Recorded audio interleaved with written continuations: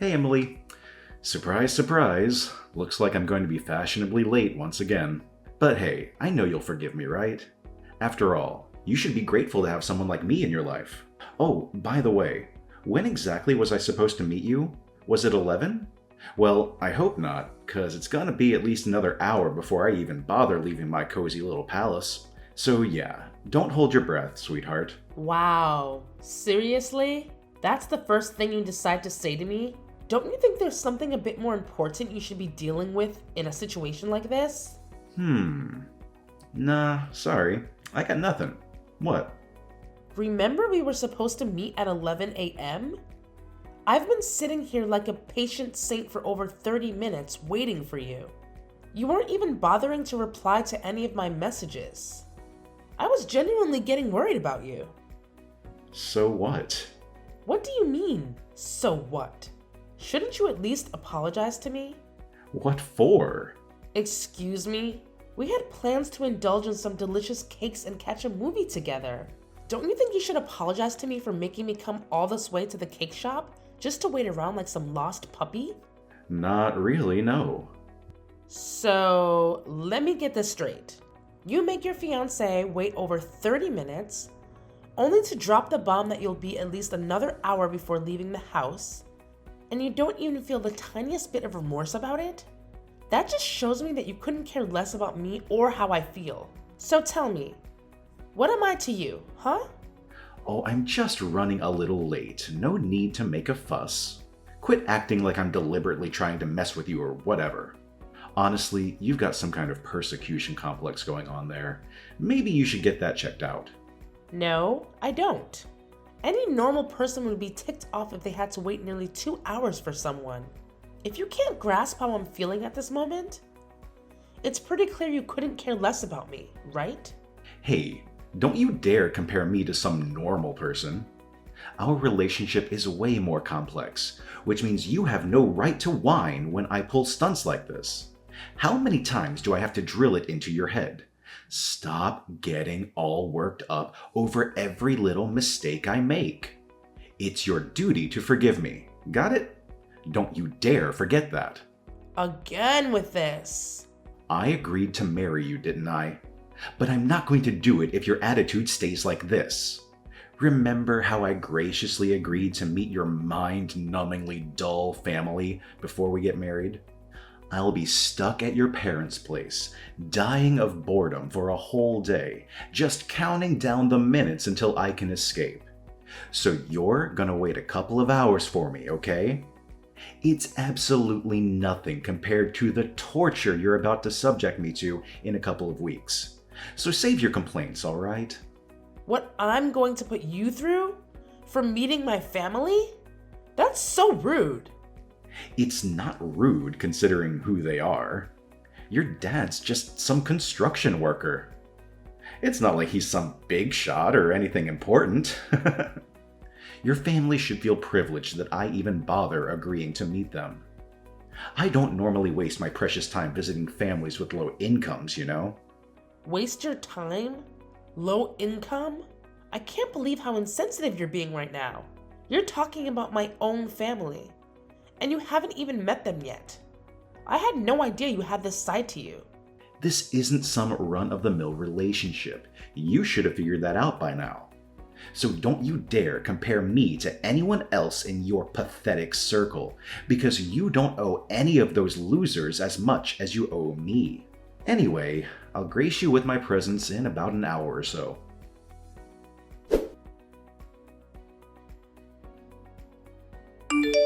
Is my son running late for another date with you? Yeah?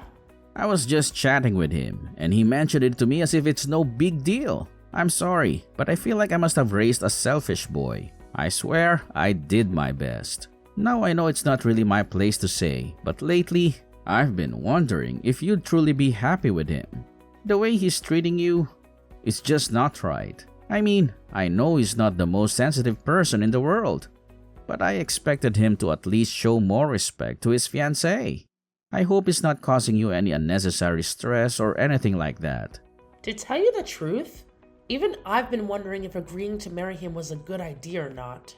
I'm sure you're not sure about it, Why did you say yes? Why him? I hear the way he treats you. I said yes to Johnny because I owe him.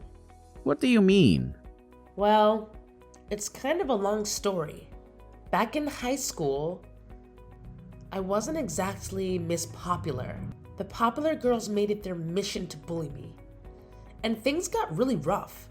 One evening, I was minding my own business, heading to a bookstore alone, when a bunch of senior guys, the really mean ones, spotted me and surrounded me.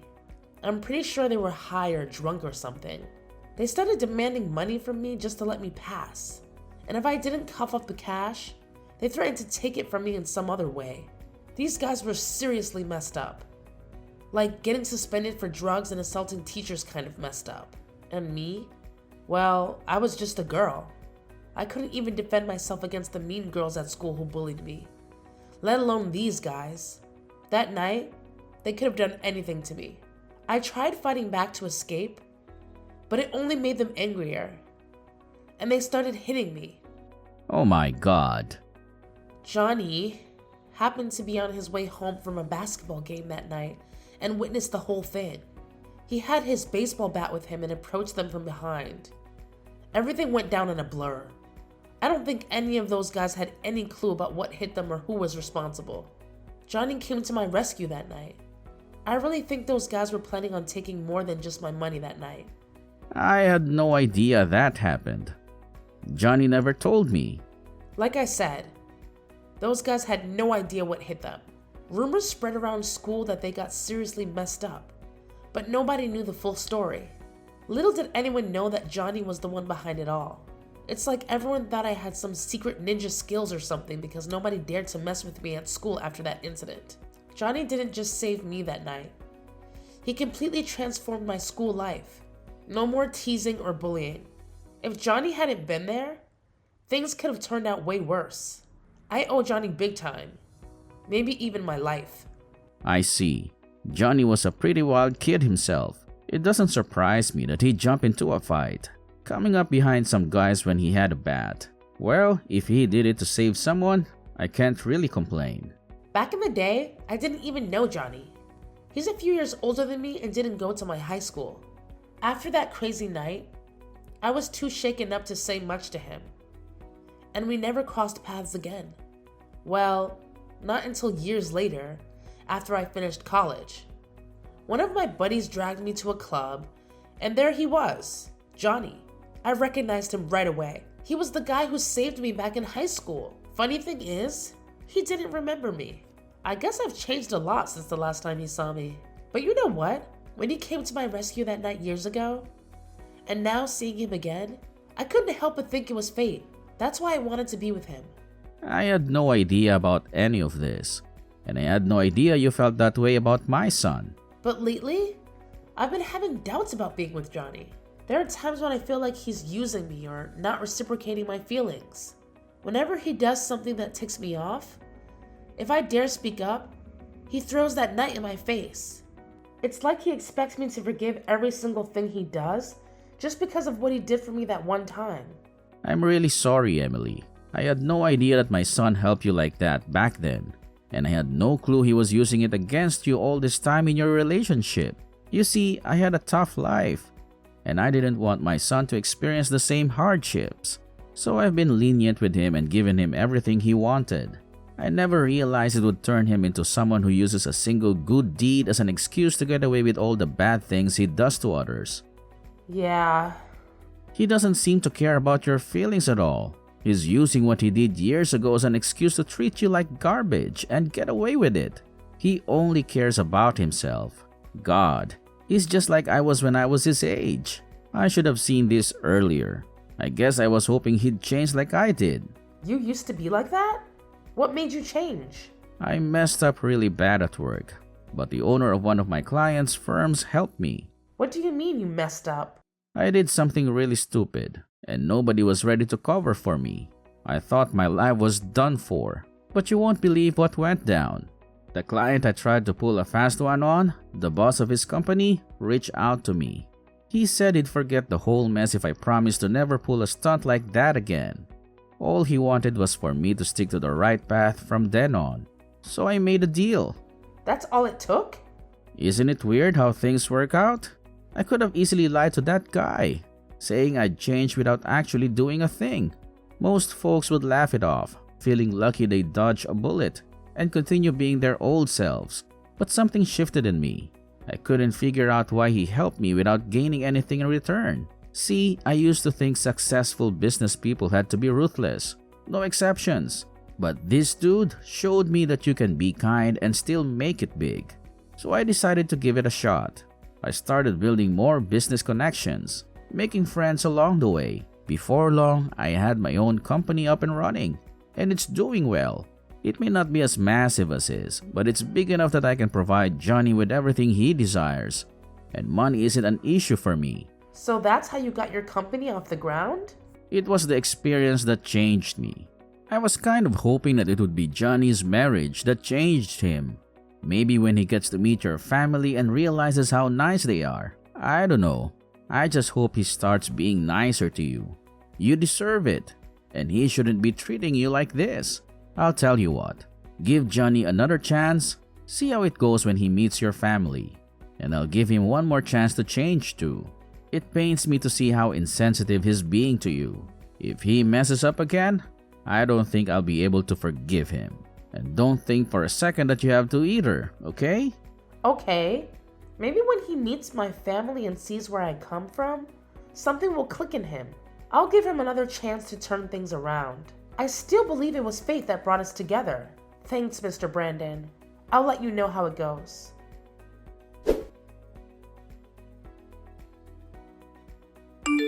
Where are you? We should have been there by now.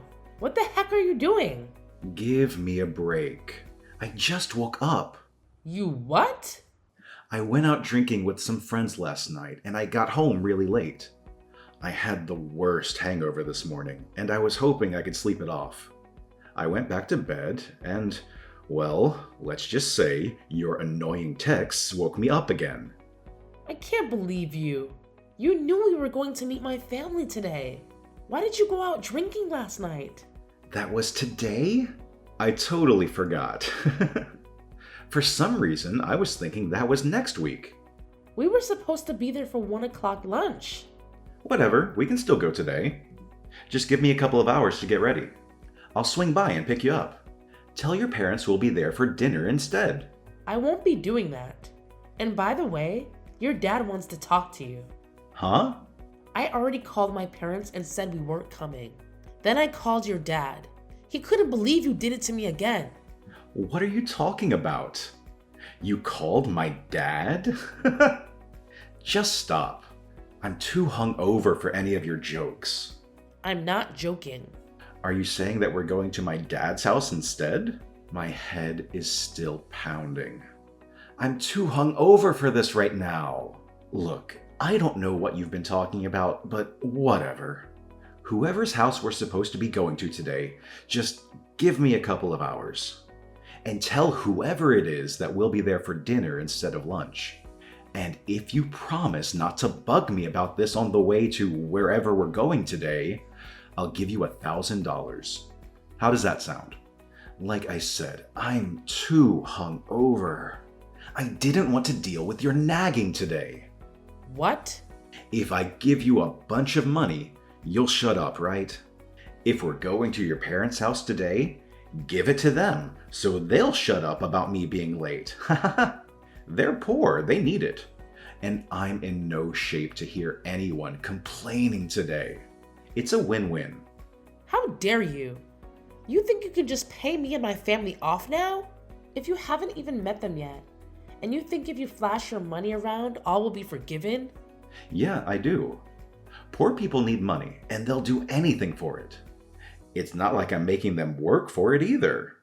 I just want them to shut up. They don't want your money, and they certainly don't need it. And neither do I. Yeah, right.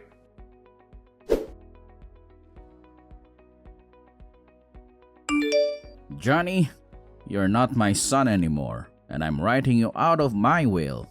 Huh? I said from today forward, you're not my son anymore. You're nothing to me. Dad, What's going on? Are you drunk or something? Did I do something? If I did, I'll just apologize. So don't get so bent out of shape. Have you heard the phrase, you reap what you sow? What? Not only did you insult Emily's family by not going there today, you insulted her and her family by trying to pay them to shut up. I didn't raise my son to act like that. I'll never forgive you for how you've been treating Emily and now her family too. You're a disgrace to my family name. What are you talking about? You're supposed to be marrying their daughter, yet you don't have the decency to even go meet them. I thought I raised you better than this. Oh, who cares? Her parents are low-class citizens. Her dad's a blue-collar worker. They don't have any money. They should be coming here to see me, not me wasting my time going there. Then again, they'd probably steal something if they did come here. Why do you think I haven't let Emily move in with me yet? Because I haven't equipped the place with cameras yet. I didn't want her letting her parents in when I'm not home and everyone robbing me blind. You're horrible. You haven't even met them. If you hate them so much, why are you marrying Emily in the first place? Because she's beautiful and does whatever I say. Plus, she owes me. So I can do whatever I want and she can't complain about it. That's what you think a wife should be? You're further gone than I ever thought before. I was stupid for thinking you would ever change.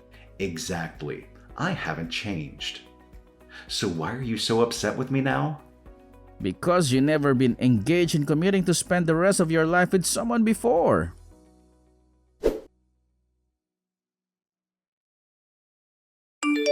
Hey, what the heck did you do to my dad?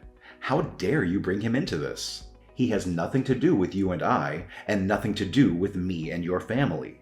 I thought you were supposed to be a good girl and do what I say. But this is what you do to me? Is that what you expected from me?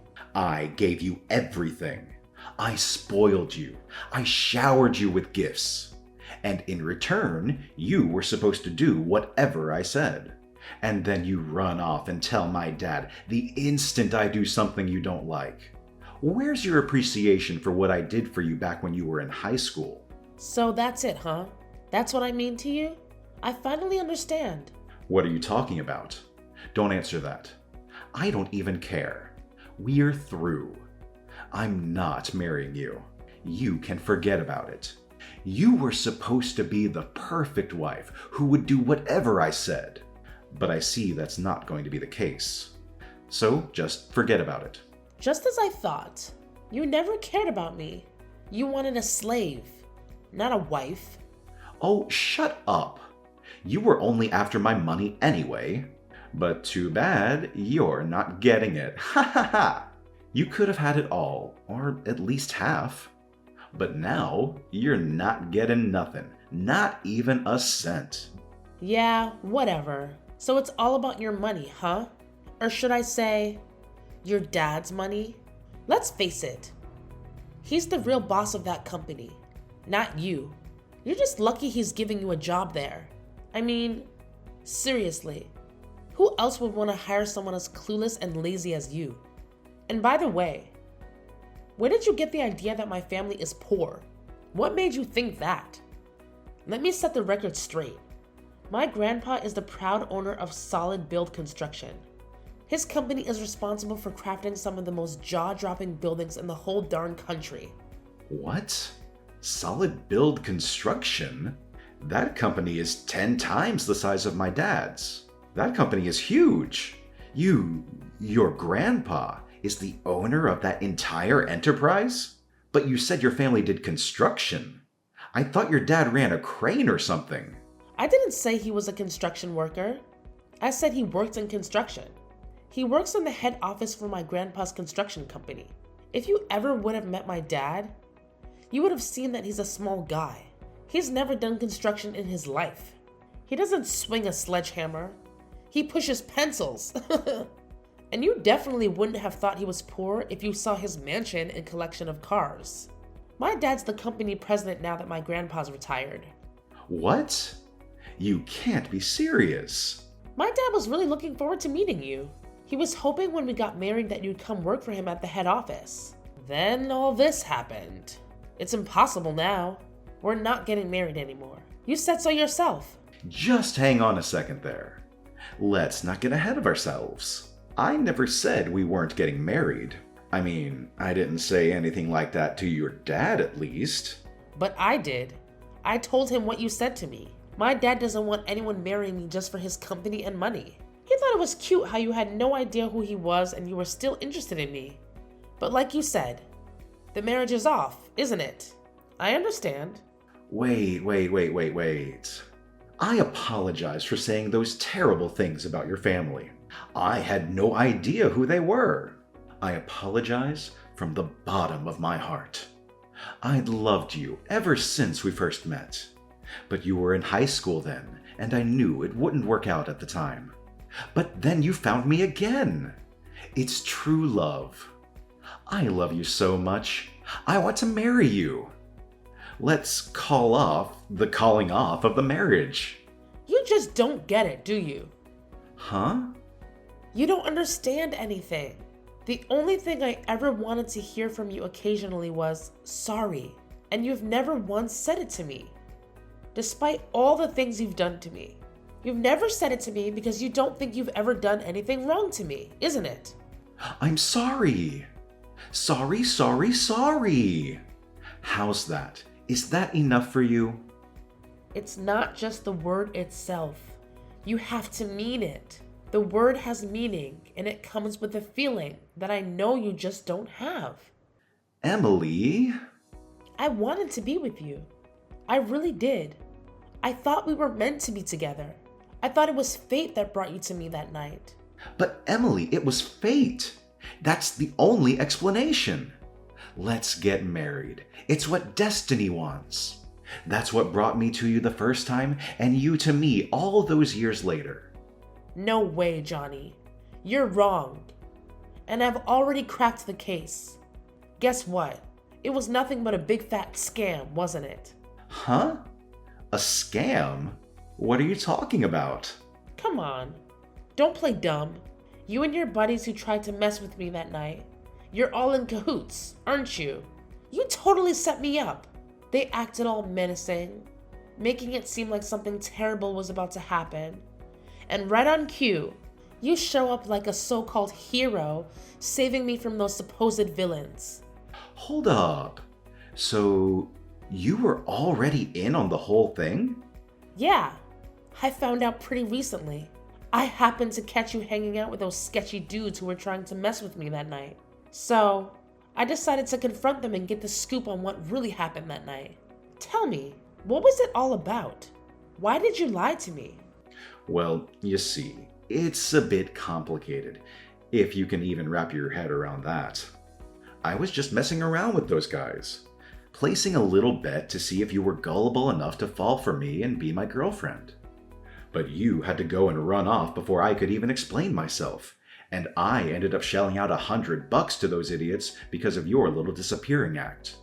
Then, years later, we crossed paths again, and miracle of miracles, you actually agreed to be my girlfriend, helping me win back that $100 I lost. So yeah, you're like my lucky charm or something. Aren't I just the luckiest guy ever? You're despicable, Johnny. I don't want to see you ever again. Maybe if I change my mind, I'll give you a call. Give me about 10 or 20 years to think about it. And after that, if it's really fate, I'm sure I'll run into you again. But until that day, don't call me, don't text me, and don't come anywhere near me. And if that day never comes and we never see each other again, let's call that fate. Enjoy your life. Goodbye. Emily, don't go!